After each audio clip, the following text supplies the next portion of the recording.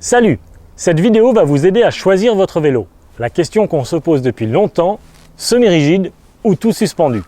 J'écarte évidemment la solution du VTT totalement rigide qui est dangereux pour le dos, les cervicales et absolument impossible à piloter tellement il rebondit et n'adhère pas au sol.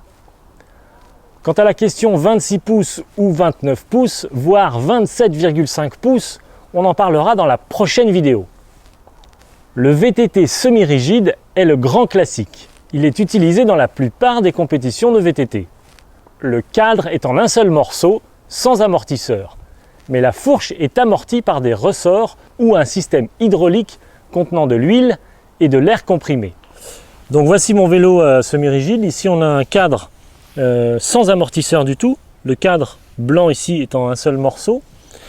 Et on a ici la fourche suspendue avec un système d'air comprimé, puisqu'on peut gonfler ici la fourche avec une pompe haute pression que je vous montrerai dans une autre vidéo. Comment régler sa fourche en fonction du poids du pilote. Donc mon VTT semi-rigide en 26 pouces, le cadre, la fourche suspendue. Vélo léger et réactif, mais pas très confortable. Le VTT tout suspendu est un vélo qui a un cadre avec une suspension pour la roue arrière. Il peut s'agir d'un amortisseur avec un ressort ou d'un amortisseur à air comprimé. Il a également une fourche suspendue comme le semi-rigide. Donc voici mon VTT tout suspendu, le fameux X-Control Lapierre. Donc vous avez un cadre avec un système ici d'amortisseur pour la roue arrière et à l'avant une fourche avec des amortisseurs aussi pour la roue avant. Finalement, le tout suspendu est comme une voiture. Il a des amortisseurs à l'avant et à l'arrière. Si vous voulez un vélo plus léger, plus réactif, avec un meilleur rendement, il vous faut un semi-rigide.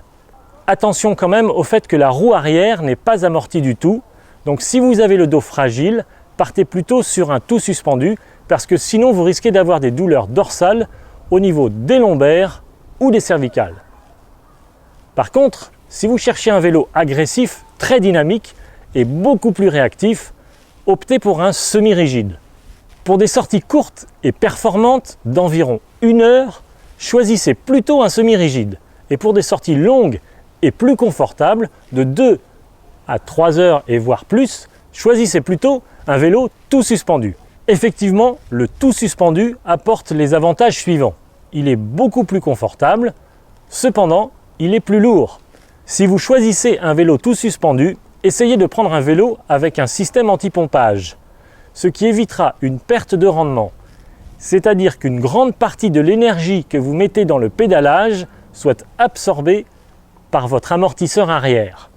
Donc un vélo tout suspendu a un moins bon rendement qu'un vélo semi-rigide, voire un très mauvais rendement s'il n'a pas de système anti-pompage. Cependant, il existe une option que moi j'utilise. Il est possible de monter un amortisseur avec système de blocage sur un vélo tout suspendu. Je m'explique. Si vous bloquez l'amortisseur arrière, votre vélo réagit comme un semi-rigide. Si vous débloquez l'amortisseur, votre vélo réagit comme un tout suspendu. L'idéal est donc de faire comme je fais moi. J'ai mis du temps à comprendre, mais aujourd'hui c'est une évidence. Il faut un VTT tout suspendu avec un système anti-pompage et en plus un amortisseur bloquable. C'est ce que j'ai choisi moi avec mon X-Control Lapierre. C'est un classique du genre. Le système anti-pompage Lapierre est très efficace, mais j'ai rajouté un amortisseur Fox avec un système de blocage automatique. Je peux ainsi sélectionner un niveau de déclenchement au-delà duquel le vélo qui est bloqué en semi-rigide va passer automatiquement en mode tout suspendu. Donc voici l'amortisseur Fox avec son système de blocage.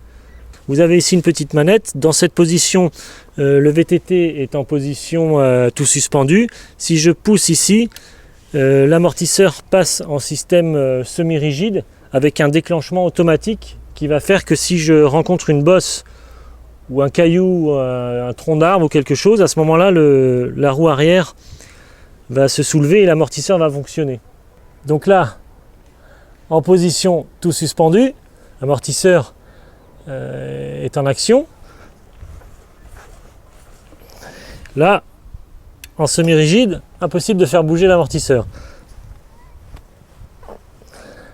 Sans forcément acheter un X-Control de chez Lapierre, avec un amortisseur Fox automatique, il existe de très bons vélos, notamment d'occasion, qui seront un excellent compromis entre confort, réactivité, rendement et prix.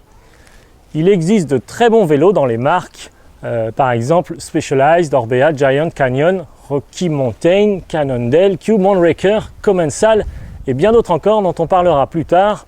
En conclusion, il vaut mieux acheter un bon semi-rigide qu'un mauvais tout suspendu.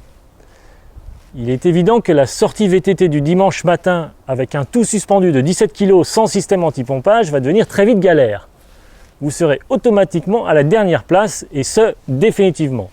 Je vais donc vous aider pour que vous soyez toujours le premier le dimanche matin, à commencer par la prochaine vidéo dans laquelle je vous parlerai du choix de la taille des roues de votre VTT.